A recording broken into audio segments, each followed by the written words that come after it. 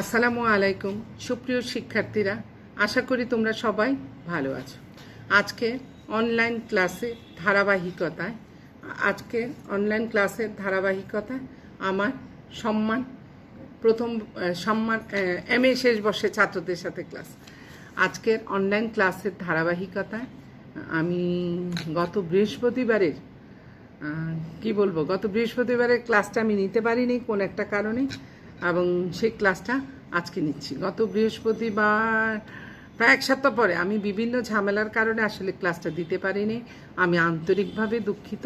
আজকে অনলাইন ক্লাসের ধারাবাহিকতায় আমি আমার ছাত্রদেরকে বলবো যে আন্তরিকভাবে দুঃখিত। আমি গত বৃহস্পতিবারে ক্লাস ছিল, সেই ক্লাসটা আজকে বুধবার দিলাম। গত বৃহস্পতিবার কত তারিখ ছিল আমার এই মুহূর্তে মনে নেই, আমার এই মুহূর্তে বলতে পারবো না। তাহলে আজকে আমি এমএ শেষ বর্ষের ছাত্রদের সাথে আমি যে বিষয়টা পড়াই সে বিষয়টা কি? দক্ষিণ এশিয়ার জাতীয়তাবাদ ও জাতীয়তাবাদী আন্দোলন। আজকের আলোচ্য বিষয় কি? ব্রিটিশ ভারতের বিভিন্ন দল ও সমিতি। তার আগে আমি আমার ছাত্রদেরকে করোনা সম্পর্কে কিছু বলবো। করোনার মূল মন্ত্র কি? যে হাত ধুতে হবে, হ্যান্ড স্যানিটাইজার ব্যবহার করতে হবে, সর্বক্ষণ আমাদেরকে হ্যান্ড স্যানিটাইজার দিয়ে হাত ধুতে হবে। কিন্তু আমরা যদি 5 ওয়াক্ত নামাজ পড়ি, 5 বার অজু করব, 5 বার হাত মুখ ধুবো, 5 বার জায়নামাজে দাঁড়াবো, আল্লাহর কাছে প্রার্থনা করব, তাহলে আমরা কিন্তু এভাবেই ভালো থাকতে পারি। তাহলে আমি আমার ছাত্রদেরকে বলবো 5 ওয়াক্ত নামাজ পড়বে, মসজিদে যাবে, আল্লাহর কাছে বলবে এই করোনা থেকে যেন আমরা মুক্তি পাই, এই বিপদ থেকে যেন সমগ্র জাতিকে আল্লাহ সাহায্য করে। আমরা কিন্তু সমগ্র বিজ্ঞানের কাছে অসহায়, আল্লাহ কিন্তু আমাদেরকে রক্ষা করবে। তাহলে আমরা আসলে বুঝতে পারি না কে আমাদেরকে রক্ষা করবে, আল্লাহ আমাদেরকে রক্ষা করবে। তাহলে আল্লাহকে আমাদের বলতে হবে 5 বার। আমরা যদি বলি আল্লাহ আমাদের কথা একবার শুনবে, যে সমস্ত বিপদ থেকে যেন আল্লাহ আমাদেরকে মুক্ত করে, আমরা আগের মতো যেন ক্লাসে যেতে পারি, পড়তে পারি, ছাত্র শিক্ষকের যে সরাসরি সম্পর্ক সেটা যেন আবার শুরু হয়। মোটামুটি শুরু হয়েছে, বাকিটা কিছুদিন পরে দেখা যাবে। আমার ছাত্ররা ভালো থাকো, নিরাপদে থাকো। আজকে কিছু কিছু ছাত্রের সাথে দেখা হয়েছে, 15 তারিখ আজকে। যাই হোক, আবারও ক্লাস শুরু করি। ছাত্রদেরকে দেখলে ভিতর থেকেই ভালো লাগে, মন থেকে ভালো লাগে। আমার ছাত্ররা ভালো, সবাই ভালো। একটু চেষ্টা করলেই ভালো রেজাল্ট করতে পারবে। অধিভুক্ত কলেজে 7 কলেজের অধিভুক্ত ছাত্ররা পাশ করা খুবই কঠিন। আমি বলবো যে তোমরা পড়ার পাশাপাশি, যেহেতু তোমাদের মৌখিক পরীক্ষা আছে, ছোট প্রশ্ন বড় প্রশ্ন সবগুলো একটা খাতায় লিখে রাখবে, হয়ে যাবে। তাহলে আমরা দেখি আজকে আমাদের পড়ানোর বিষয় কি? ব্রিটিশ ভারতের বিভিন্ন দল ও সমিতি, groups and association in British India. অর্থাৎ 19বিংশ শতাব্দীর গোড়া থেকে ভারতের বিভিন্ন অঞ্চলে রাজনৈতিক সমিতি গঠনের সূচনা হয়। 19বিংশ শতাব্দীর গোড়া থেকে ভারতের বিভিন্ন অঞ্চলে রাজনৈতিক সমিতি গঠনের সূচনা। মূলত জাতীয়তাবোধের বিকাশের অনিবার্য ফল রাজনৈতিক সচেতনতা। অর্থাৎ আমরা বলবো যে জাতীয়তাবোধের বিকাশের অনিবার্য ফল রাজনৈতিক সচেতনতা। জাতীয়তাবাদের বিকাশের যে ফল সেটা বলতে আমরা কি বুঝি? রাজনৈতিক সচেতনতা। ভারতীয় নেতৃবৃন্দের মধ্যে রাজা রামমোহন রায় সর্বপ্রথম ভারতের রাজনৈতিক সংস্কার বিষয়ে আন্দোলন প্রবর্তন করেছিলেন। তাকে ভারতের সংগঠিত রাজনৈতিক আন্দোলনের জনক বলা হয়। ভারতীয় নেতৃবৃন্দের মধ্যে আমরা কাকে দেখি? রাজা রামমোহন রায় সর্বপ্রথম ভারতের রাজনৈতিক সংস্কার বিষয়ে আন্দোলন প্রবর্তন করেছিলেন। তাকে ভারতের সংগঠিত রাজনৈতিক আন্দোলনের জনক বলা হয়। অন্যান্য যেসব নেতৃবৃন্দ আছেন তাদের মধ্যে বোম্বাইয়ে দাদাভাই নওরোজি, বদরুদ্দিন তায়েবজি, মহাদেব গোবিন্দ রানাডে এবং বাংলার আনন্দমোহন বসু, সুরেন্দ্রনাথ বন্দ্যোপাধ্যায়, নবগোপাল মিত্র। এইসব নেতৃবৃন্দ এরা বুঝতে পেরেছিলেন যে বিক্ষিপ্ত একক প্রতিবাদের স্থলে সমিতির মাধ্যমে যুক্তভাবে অগ্রসর হলে ভারতবাসীর মধ্যে জনমত জাগ্রত করা সম্ভব হবে। এই চিন্তা ও চেতনা থেকে 19 শতকে ভারতের বিভিন্ন অঞ্চলে দল ও সমিতি গড়ে ওঠে। অর্থাৎ আমরা বলবো যে সুরেন্দ্রনাথ বন্দ্যোপাধ্যায়, নবগোপাল মিত্র এসব নেতৃবৃন্দ উপলব্ধি করেছিলেন যে বিক্ষিপ্ত ও একক প্রতিবাদের স্থলে সমিতির মাধ্যমে যুক্তভাবে অগ্রসর হলে ভারতবাসীর মধ্যে জনমত জাগ্রত করা সম্ভব হয়। এই চিন্তা ও চেতনা থেকে 19 শতকে ভারতের বিভিন্ন অঞ্চলে দল ও সমিতি গঠিত হয়। Political association in Bengal. Political association in Bengal 19বিংশ শতাব্দীতে পাশ্চাত্য শিক্ষার প্রভাবে ভারতীয়দের মধ্যে রাজনৈতিক চেতনার প্রসার ঘটে। 19বিংশ শতাব্দীতে পাশ্চাত্য শিক্ষার প্রভাবে প্রথম যেটা পলিটিক্যাল অ্যাসোসিয়েশন ইন বেঙ্গল, অর্থাৎ বাংলার যে রাজনৈতিক সমিতি, সেটা বলবো 19বিংশ শতাব্দীতে পাশ্চাত্য শিক্ষার প্রভাবে ভারতীয়দের মধ্যে রাজনৈতিক চেতনার প্রসার ঘটে। ভারতীয়রা প্রেসিডেন্সি শহরগুলোতে রাজনৈতিক সমিতি গঠন আয়ত্তে হয়। 19বিংশ শতাব্দীর মধ্যভাগে ভারতীয় জাতীয় কংগ্রেসের পূর্ববর্তী বিভিন্ন রাজনৈতিক সমিতির বিকাশ ঘটার ক্ষেত্রে প্রস্তুত হয়। ইয়ং বেঙ্গলের প্রেরণায় মধ্যবিত্তরা ইংরেজি শিক্ষা এবং পাশ্চাত্য জ্ঞান বিজ্ঞান ও পাশ্চাত্য উদ্যাততন্ত্র সম্পর্কে জ্ঞান আহরণ করে সচেতন হয়। তারা দ্রুত ইংরেজি শিক্ষা আয়ত্ত করে এবং রাজনৈতিক চিন্তাধারা প্রকাশের জন্য সমিতি গঠনে এগিয়ে যায়। ইয়ং বেঙ্গলের প্রেরণায় মধ্যবিত্তরা ইংরেজি শিক্ষা এবং পাশ্চাত্য জ্ঞান বিজ্ঞান ও পাশ্চাত্য উদারতন্ত্র সম্পর্কে জ্ঞান আহরণ করে সচেতন হয়। তারা দ্রুত ইংরেজি শিক্ষা আয়ত্ত করে এবং রাজনৈতিক চিন্তাধারা প্রকাশের জন্য সমিতি গঠনে এগিয়ে যায়। প্রেসিডেন্সি শহরগুলোকে কেন্দ্র করে সর্বপ্রথম রাজনৈতিক সমিতিগুলো গড়ে ওঠে। এই সমিতি গঠনের মাধ্যমে ভারতবর্ষ আধুনিক জাতীয়তাবাদী আন্দোলনের পথে এগিয়ে যায়। সমিতিগুলো নিম্নরূপ: বঙ্গ ভাষা প্রাকাশিক ভাষা, বঙ্গ ভাষা প্রকাশিক ভাষা সভা, বঙ্গভাষা সমিতিগুলো নিম্নরূপ। তাহলে আমরা কি বলবো যে পলিটিক্যাল অ্যাসোসিয়েশন ইন বেঙ্গল বলতে আমরা কি বুঝি? 19বিংশ শতাব্দীর পাশ্চাত্য শিক্ষার প্রভাবে ভারতীয়দের মধ্যে রাজনৈতিক চেতনা বিকাশ হয়। ভারতীয়রা প্রেসিডেন্সি শহরগুলোতে রাজনৈতিক সমিতি গঠন করে। 19বিংশ শতাব্দীর মধ্যভাগে ভারতীয় জাতীয় কংগ্রেসের পূর্ববর্তী বিভিন্ন রাজনৈতিক সমিতির বিকাশ ঘটার ক্ষেত্রে প্রস্তুত হয়। তাহলে বঙ্গভাষা প্রকাশিকার সভা 1836 সালে রাজা রামমোহন রায়ের সহপাঠীরা বঙ্গভাষা প্রকাশিকার সভা নামে একটি সমিতি গঠন করেন। বাংলা ভাষা সেবা করা এই সমিতির উদ্দেশ্য। জমিদার সমিতি, ল্যান্ড হোল্ডার্স সোসাইটি। জমিদার সমিতি ভারতের প্রথম রাজনৈতিক সমিতি। জমিদাররা এই সমিতির সদস্য। জমিদার সমিতি ভারতের প্রথম রাজনৈতিক সমিতি। জমিদাররা এই সমিতির সদস্য। এই সমিতির প্রধান লক্ষ্য জমিদারদের স্বার্থ রক্ষা করা। 1838 সালে এই সমিতির নাম পরিবর্তন করে ল্যান্ড হোল্ডার সোসাইটি হয়। এই সমিতির নেতা দ্বারকানাথ ঠাকুর প্রথম থেকে ল্যান্ড হোল্ডার সোসাইটি ঘোষিত হয়। জমিদার সমিতি ভারতের প্রথম রাজনৈতিক সমিতি। জমিদাররা এই সমিতির সদস্য। জমিদার সমিতি ভারতের প্রথম রাজনৈতিক সমিতি। এই সমিতির প্রধান লক্ষ্য জমিদারদের স্বার্থ রক্ষা করা। জমিদার সমিতি বলতে আমরা কি বুঝি? জমিদারদের স্বার্থ রক্ষা করা। 1838 সালে এই সমিতির নাম পরিবর্তন করে ল্যান্ড হোল্ডার সোসাইটি হয়। তাই সমিতির নাম দ্বারকানাথ ঠাকুর। প্রথম থেকে ল্যান্ড হোল্ডার সোসাইটি ঘোষিত। সংকীর্ণ জাতিভেদ আঞ্চলিকতার বিরুদ্ধে একটি উদারনৈতিক নীতি প্রতিফলিত হয়। সংকীর্ণ জাতিভেদ আঞ্চলিকতার বিরুদ্ধে একটি উদারনৈতিক নীতি প্রতিফলিত হয়। সংকীর্ণ জাতিভেদ যা আঞ্চলিকতার বিরুদ্ধে একটি উদারনৈতিক নীতি প্রতিফলিত। দ্বিতীয় হচ্ছে সমিতির অন্যতম নেতা রাজেন্দ্রলাল মিত্র ভূমি মালিকদের স্বার্থের পাশাপাশি রায়ত বা কৃষকদের অধিকার রক্ষার কথা বলেছিলেন। তিনি সমিতির মাধ্যমে ভারতবাসীর নিয়মতান্ত্রিক প্রতিষ্ঠার উপর গুরুত্ব আরোপ করেছিলেন। তাহলে সংকীর্ণ জাতিভেদ বা আঞ্চলিকতার বিরুদ্ধে একটা উদারনৈতিক নীতি দেখা যায়। সমিতির অন্যতম নেতা রাজেন্দ্রলাল মিত্র ভূমি মালিকদের স্বার্থের পাশাপাশি রায়ত বা কৃষকদের অধিকার রক্ষার কথাও বলেছিলেন। তিনি সমিতির মাধ্যমে ভারতবাসী নিয়মতান্ত্রিক প্রতিষ্ঠার উপর গুরুত্ব আরোপ করেছিলেন।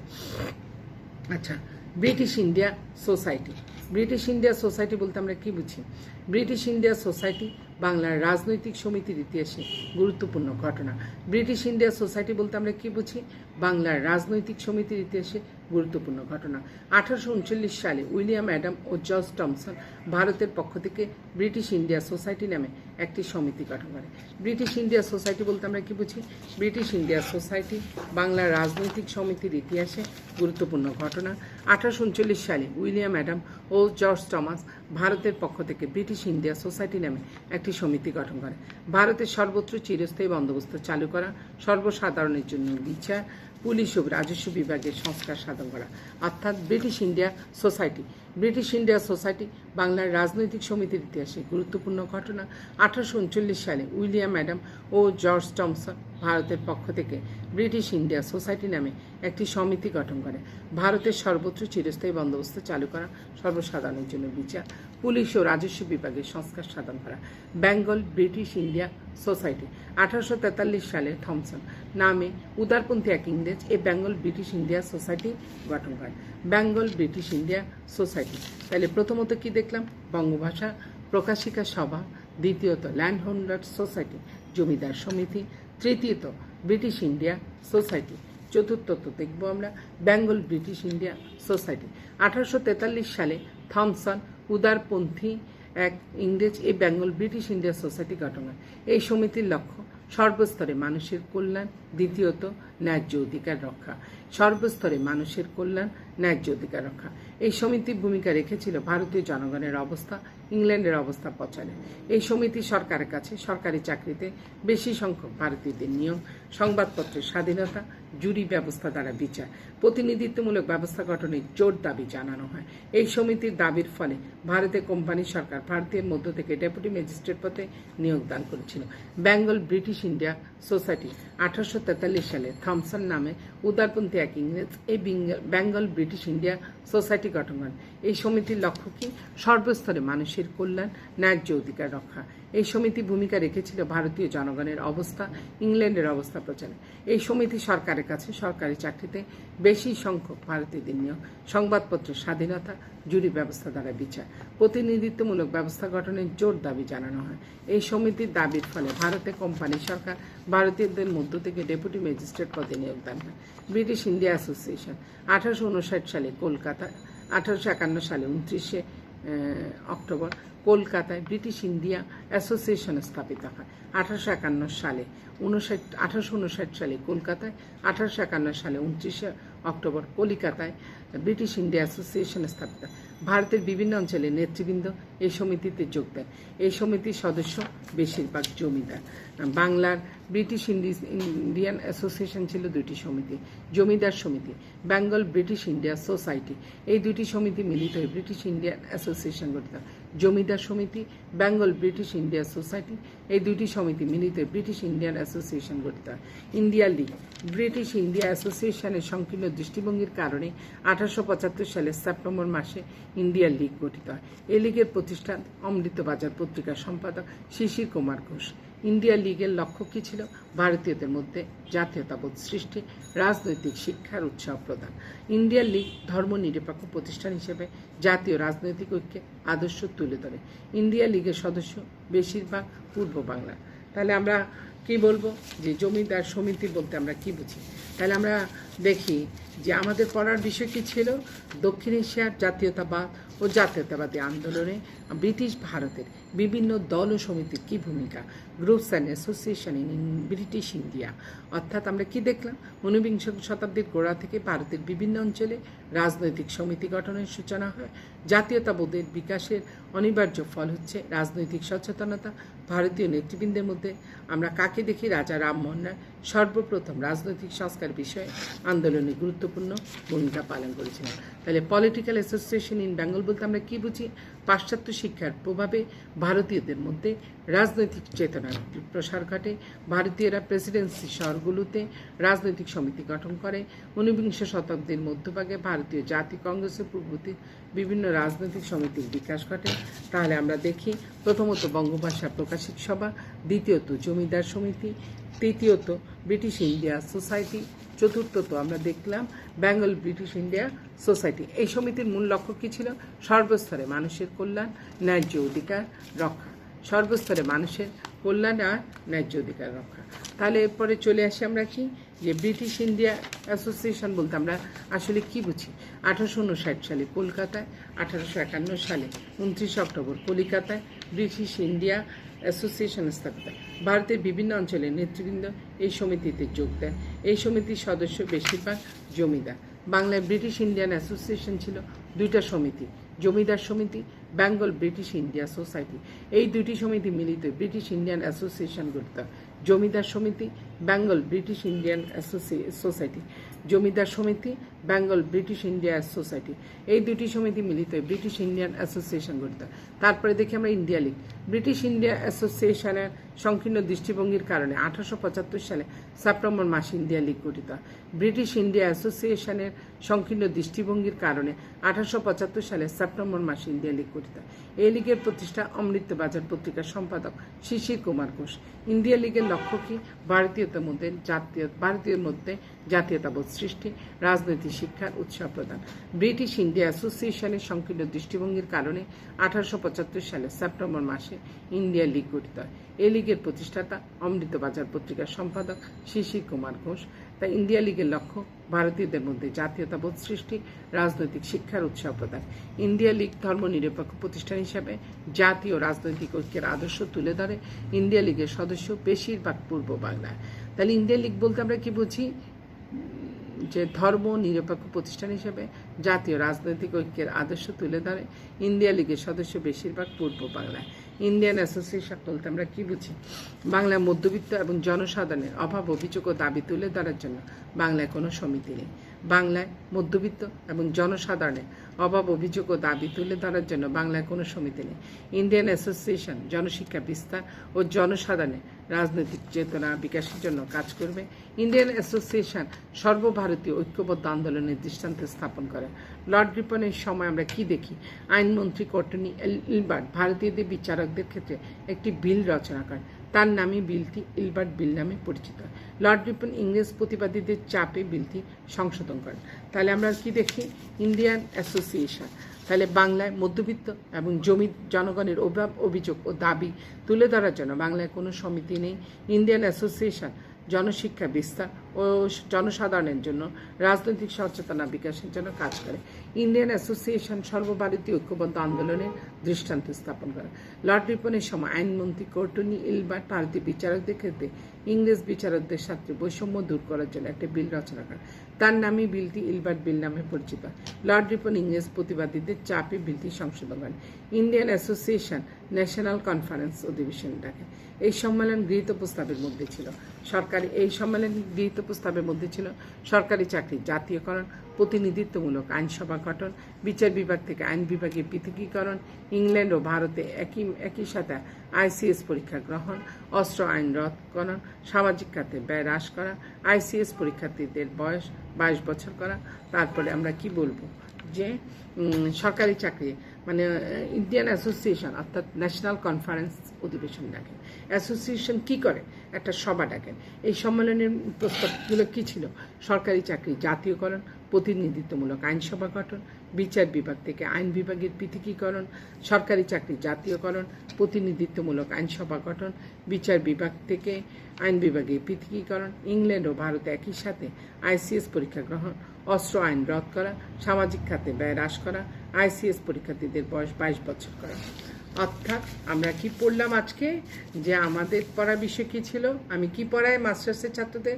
দক্ষিণ এশিয়ার জাতীয়তাবাদ ও জাতীয়তাবাদী আন্দোলন। আজকের পড়ানোর বিষয় কী ছিল? ব্রিটিশ ভারতের বিভিন্ন দল ও সমিতি অর্থাৎ এদের কী ভূমিকা ছিল সেটা নিয়ে আলোচনা করছি। মাস্টার শেষ বর্ষের ছাত্রদেরকে আমি বলবো, আসলে আমি দক্ষিণ এশিয়ার জাতীয়তাবাদ আন্দোলনের ক্লাসটি আগে কখনোই নেইনি। আমি পাশ করার পর আমার একটু কষ্ট হচ্ছে। তোমরা বুঝতে না পারলে আমাকে কমেন্টস করবে, আমাকে জানাবে, আমি সাহায্য করবো আরও একটু বেশি বলার। তাহলে বই কোনটা ফলো করবে? ব্রিটিশ ভারতের রাজনৈতিক ও সাংবাদিক উন্নয়ন, দিলীপ কুমার সাহা, প্রফেসর ইয়াসমিন আহমেদ ও রাখি বর্মনের। তাহলে আমার ছাত্রদেরকে বলবো যে বুঝতে না পারলে ম্যাডামকে কমেন্টস করবে, তাহলে আমি বুঝতে পারবো কোথায় তোমাদের সমস্যা। তোমাদের পরীক্ষা কেমন হচ্ছে আমি জানি না। আশা করি তোমরা ভালো করবে, ভালো পড়বে, ভালো সুযোগ সুবিধা নিয়ে ভালো পড়ালেখা করবে, ভালো ফলাফল করবে। আমি আশাবাদী আমার ছাত্ররা ভালো করবে। আল্লাহর কাছে প্রার্থনা করি সবাই সুস্থ থাকো, নিরাপদে থাকো। আবার দেখা হবে আগামী দিনই ক্লাস। আল্লাহ হাফেজ।